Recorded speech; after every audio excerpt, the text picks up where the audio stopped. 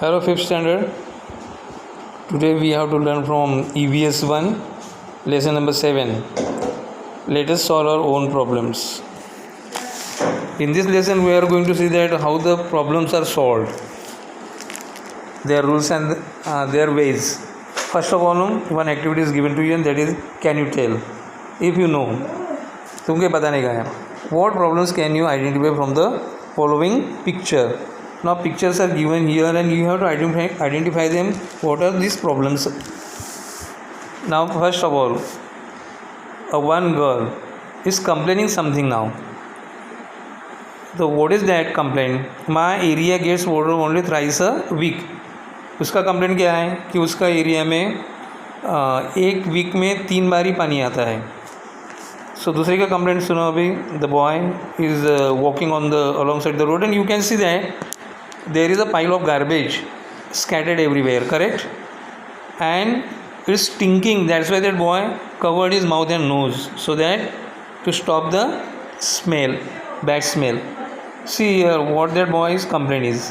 ये boy का complaint क्या है? The garbage has piled up. I have to walk to school with my nose covered.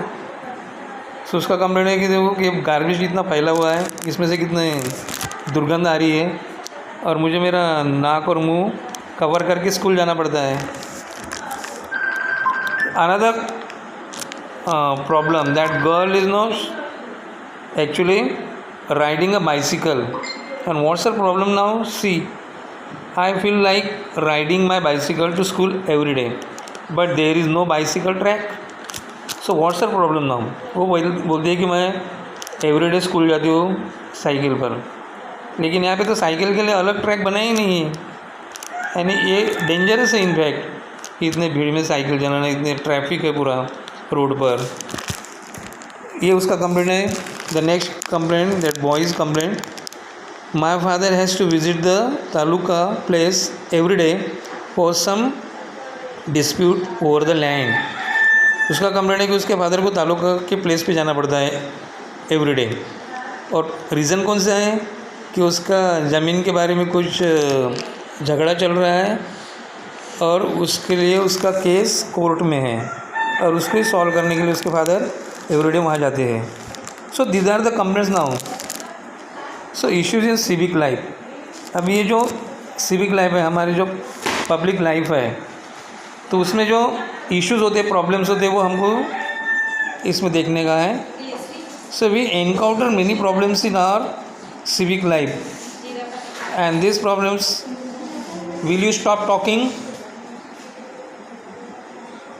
These problems cause us inconvenience, and sometimes our life is thrown into disorder if we turn a blind eye towards problems. They become worse, so it is best to solve them in time. The problems faced by people in cities and villages can be called problems or issues in civic life, and it is important to be able to identify such issues. One person alone cannot solve such problems. They can be solved through everyone's efforts and cooperation. Now in this paragraph, how the problems are formed, how we have to face the problems and how they are solved, what are the ways to solve them. This is the actual issues and they are called the civic life issues. ये जो भी issues होते हैं हमारे जीवन में, इसमें जो पैराग्राफ में बताया गया है, वो विलेज के रहो या फिर शहर के रहो, उनको सिविक लाइफ के इश्यूज़ बोलते हैं. यानी सिविक लाइफ की प्रॉब्लम है, हम सोसाइटी में रहते हैं, ऐसे प्रॉब्लम को हमको फेस करना पड़ता है. और ये जो प्रॉब्लम्स हैं सिविक लाइफ की, ये कोई एक अकेला पर्सन उसको सॉल्व नहीं कर सकता है. ये सबके कोऑपरेशन से और सबके एफर्ट से ही इसको सॉल्व किया जा सकता है. सो सी नाउ सॉल्विंग डिस्प्यूट्स. नाउ अभी ये जो झगड़े होते हैं छोटे मोटे, इनको डिस्प्यूट्स कहते हैं. तो इनको डिस्प्यूट्स को कैसे सॉल्व किया जाता है? C, disputes arising over various issues in our towns and villages can also be a problem. The well-being of a village is affected by constant disputes. It leads to loss of unity and obstructs the progress of the village.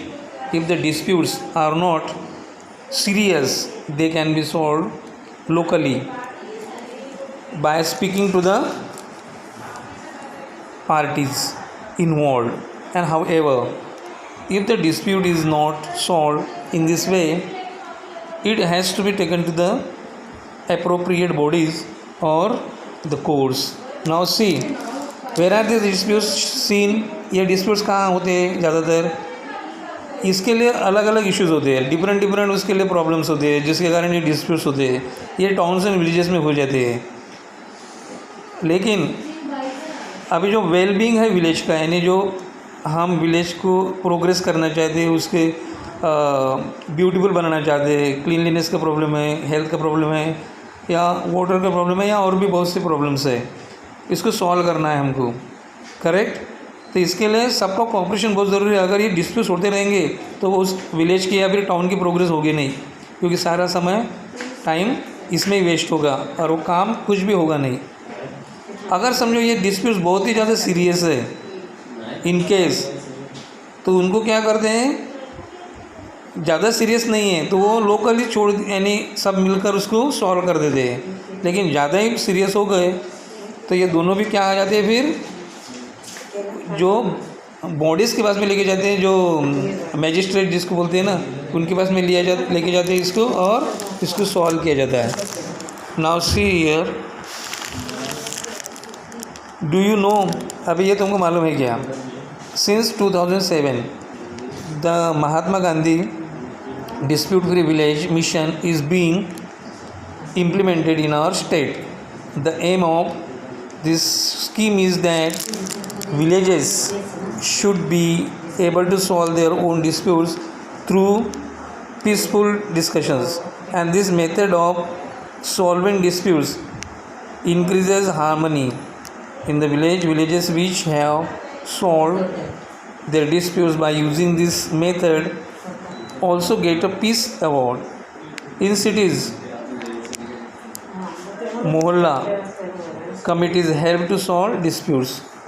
Now see here, कि 2007 से Mahatma Gandhi dispute free village mission का ये launch किया गया है, हमारे state में इसको लागू किया गया है. इसका मीनिंग यही है सिर्फ कि इससे कोई शहर में अपने विलेजेस लेवल पर, रूरल लेवल पर कोई डिस्प्यूट ना हो, और जिसके कारण क्या होगा, अगर डिस्प्यूट नहीं होगा तो ये उसको अवार्ड दिया जाएगा. ये एक्चुअली रेप्यूटेड अवार्ड है, जिसके कारण फिर उस गांव का नाम होगा और वो प्रोग्रेस करेगा अच्छे से. इसमें क्या होता है कि ये जो डिस्प्यूट रहा भी, तो क्या करते हैं कि सब लोग मिलकर डिस्कशंस के थ्रू इसको सॉल्व किया जाता है. ओके. और जिन विलेजेस ने इसको सॉल्व किया है, ये डिस्प्यूट्स को, उनको ये पीस अवार्ड दिया जाता है.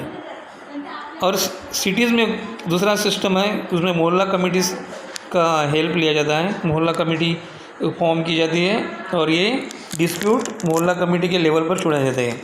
Now look here, problem solving.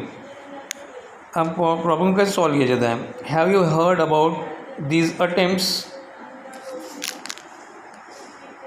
Eight solving problems?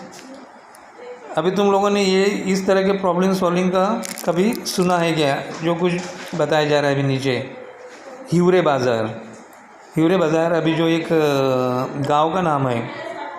So what happened there in the village of Hiware Bazar in Ahmednagar district. Water shortage was a big problem, and this problem was solve with the help and participation of the villages, and the problem of animal feed was also solved. Now Hivre Bazaar has lush green surroundings.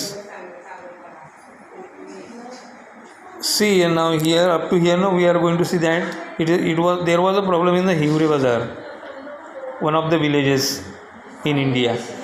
It is actually in Maharashtra, in Ahmednagar district. तो ये जो village है Ahmednagar district में है, महाराष्ट्र में, वहाँ पे एक वाटर शॉर्टेज का प्रॉब्लम था. ये बहुत बड़ा प्रॉब्लम था, वाटर शॉर्टेज. लोगों को पानी नहीं मिलता था पीने के लिए और बाकी कामों के लिए. लेकिन वहाँ के लोगों ने सब आपस में डिस्कशन करके, एक दूसरे की हेल्प करके इस प्रॉब्लम को सॉल्व कर दिया. दूसरा प्रॉब्लम था वहाँ जानवरों की चारा के बारे में. जानवरों को खाने के लिए चारा नहीं था वहाँ पर, इसलिए वहाँ पे जानवर भी अच्छे हेल्दी नहीं थे। लेकिन ये वाटर का प्रॉब्लम सॉल्व होते पर उन्होंने चारे का भी प्रॉब्लम सॉल्व कर दिया और आज हिवरे बाज़ार एकदम लश ग्रीन प्लेस हो गया है, यानी सब तरफ वहाँ पे ग्रीनरी दिखती है, तुम लोगों को घास दिखता है, सब बातें हैं। So now many villages face water shortage, find the reasons for this and suggest solution. अभी बहुत से विलेजेस है जहाँ पे वाटर शॉर्टेज का प्रॉब्लम अभी भी चल रहा है, तो तुम लोगों को क्या करना है कि उसमें का फाइंड आउट करने का है रीज़न कि ये क्यों है और सजेस्ट करना है उसके ऊपर solution. Now cleaning a village through श्रमदान। अभी श्रमदान के थ्रू विलेज को क्लीन कैसे किया जाता है, श्रमदान यानी सब मिलकर किया हुआ वर्क, काम, सब गाँव वालों ने मिल के उसको बोलते श्रमदान। Now look here, the people of Khudawadi village in Osmanabad district clean their village through shramdaan और voluntary contribution of labor, and they decided that everyone should help in cleaning the village. First, the wastewater was dealt with, the garbage was used to make manure using vermiculture, toilet was built in each house. So see here, श्रमदान से लोगों ने किस तरह से अपने अपने problem को सॉल्व किया है। इसमें एक एग्जांपल दिया है कि खुदावाड़ी नाम का एक गांव है जो उस्मानाबाद डिस्ट्रिक्ट में है, तो वहाँ पे क्लीनिंग का प्रॉब्लम था, तो वहाँ के लोगों ने श्रमदान के थ्रू ये क्लीनिंग का प्रॉब्लम पूरी तरह से सॉल्व कर दिया है। यहाँ पे श्रमदान का मीनिंग इंग्लिश में लिखा है वॉलंटरी कंट्रीब्यूशन ऑफ लेबर, यानी सब मिलकर काम करना, और वो भी अपने स्वेच्छा से, किसी के बोलने पर नहीं, सब अपना अपना हिस्सा काम करने में लगाते हैं जब तक कि वो काम पूरा नहीं हो जाता, पूरे गांव के लोग। तो इन लोगों ने इसके दौरान क्या डिसाइड किया था कि हर कोई हेल्प करेगा क्लीन करने के लिए उनके विलेज को। सबसे पहले उन्होंने वेस्ट वाटर का जो प्रॉब्लम था उसको सॉल्व किया, दूसरा गार्बेज का जो प्रॉब्लम था उसको सॉल्व किया। उसके लिए उन्होंने गार्बेज से मैन्योर बनाना शुरू कर दिया वर्मी कल्चर का यूज़ करके। वर्मी कल्चर यानी उसमें बैक्टीरिया डालकर या फिर जो वो अर्थवर्म रहते ना, वो वेस्ट गार्बेज में डालकर उससे उन्होंने एक मैन्योर तैयार किया जो खेतों में डाला जाता है, मैन्योर यानी खाद। और टॉयलेट उन्होंने हर घर में बांधा। Sant Gadge Baba use kirtans to stress the importance of keeping the village clean. He told the people that we cannot make progress without cleanliness, education and self-reliance. He showed people how to clean the village through his own actions. संत गाड़गे का नाम तो सुना होगा, जो महाराष्ट्र के सबसे बड़े संत थे, और वो क्लीनलीनेस के लिए जाने जाते थे, क्योंकि उन्होंने वो सिर्फ कीर्तन के थ्रू उन्होंने तो पूरा उसका स्प्रेड कर दिया था इसके बारे में इम्पोर्टेंस जो है क्लीनलीनेस का, कि क्लीनलीनेस के थ्रू ही तुम प्रोग्रेस कर सकते हो। अगर तुम्हारा विलेज क्लीन नहीं है तो तुम कुछ प्रोग्रेस नहीं करेंगे और तुम कुछ सेल्फ रिलायंस भी नहीं बनेंगे, यानी तुम खुद के भरोसे पे नहीं रहेंगे, डिपेंडेंट रहेंगे दूसरे के ऊपर। तो इसलिए पहले तो सेल्फ रिलायंस सीखो। सेल्फ रिलायंस का मीनिंग होता है कि पहले खुद अपना गाँव अपना घर साफ़ करो तो पूरा गाँव साफ़ होगा, ऐसे से पूरा देश साफ़ होगा, ऐसा उनका कहना था। करेक्ट। और ये खुद क्या करते थे, साफ करते थे, दूसरों को बोलते नहीं थे, पहले साफ करते थे, फिर लोग उनसे प्रेरणा लेके साफ करते थे। ना लोग Rashtrasant Tukdoji Maharaj explain the importance of cleanliness through his Gram Geeta. दूसरे संत थे राष्ट्रसंत तुकडोजी महाराज, इन्होंने ये क्लीनलीनेस का जो इम्पोर्टेंस है ये उनके एक ग्राम गीता के थ्रू सबको बताया। ग्राम गीता उन्होंने खुद लिखा था, जब भगवद गीता हिंदू लोगों का धर्म ग्रंथ है तो उसके ऊपर से इन्होंने ग्राम गीता नाम का एक ग्रंथ लिखा, और जिसमें उन्होंने ये एक्सप्लेन किया कि क्लीनलीनेस कितना इम्पोर्टेंट है, और इससे लोगों ने प्रेरणा लेके अपने अपने गांव साफ सफाई शुरू कर दी। इधर एक मराठी का ये दिया है, वर्स दिया है, देखो, मिळोनी करावी ग्रामसफाई, नाली मोरी ठाई ठाई, हंसते परहसते साफ सर्वही, चहूकडे मार्ग। तो इसका मीनिंग वही है कि सब लोगों ने मिलकर ही पूरा गांव की सफाई करना चाहिए। नाली रहो कि मोरी रहो, सबको बिल्कुल क्लीन करना चाहिए, किधर भी गंदगी दिखने नहीं चाहिए। और ये खुद के हाथ से भी और दूसरे के हाथ से भी होना चाहिए ये काम। और जिधर भी मार्ग है सब तरफ उधर सब तरफ साफ सफाई होनी ही चाहिए। Now look, what criteria will you use to select this peace keepers. अभी तुम लोग कौन सा क्राइटेरिया का यूज़ करेंगे। क्राइटेरिया का मतलब होता है कि कौन सा एक विशेष इसमें से कोई क्वालिटी चुनेंगे जिसके हेल्प से तुम्हें पीस कीपर्स को चुनेंगे करके। कौन सा पीस कीपर्स को चुनेंगे तुम और कौन से क्राइटेरिया से। अनदर क्वेश्चन है कि which rules will you include in the rule book for this peace keepers. और ये पीस कीपर्स के लिए तुम ये रूल बुक्स में कौन सा और रूल तुम इंक्लूड करना चाहोगे। फोर्थ क्वेश्चन है what method should peace keepers use to solve your disputes. अभी तुम्हारा जो प्रॉब्लम है, तुम्हारे डिस्प्यूट्स है तुम्हारे गांव में, गांव के लेवल पर, तो डिस्प्यूट को किस तरह से सॉल्व करना चाहिए, कौन सा तुम मेथड यूज़ करेंगे पीस कीपर्स की जिसके थ्रू तुम डिस्प्यूट्स को सॉल्व करोगे। नेक्स्ट क्वेश्चन है how did you understand that disputes can be solve peacefully. और तुमको ये कैसा समझेगा कि ये जो डिस्प्यूट्स होते हैं, जो झगड़े होते हैं छोटे मोटे, ये इसको पीसफुली सॉल्व किया जाता है, यानी शांतता के थ्रू सॉल्व किया जा सकता है, झगड़े के थ्रू नहीं। For a society to be peaceful the basic needs of all of its sections need to be met. Each person must get the necessary security and the exploitation in society must stop. Inequality must decrease and everyone must have the right to participate in public life.